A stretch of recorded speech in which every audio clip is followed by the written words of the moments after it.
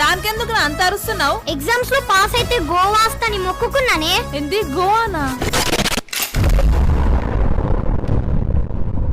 ఏడుకోయట్లేదు నాడు ఇంట్లోకి. తాత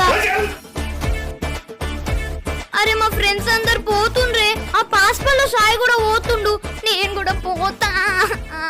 సరే పో,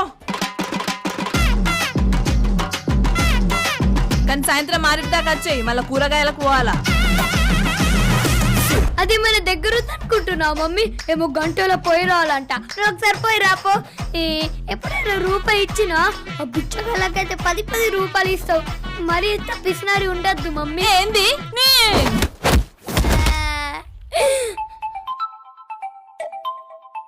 హలో, అరే వస్తున్నావారా గోవాకి?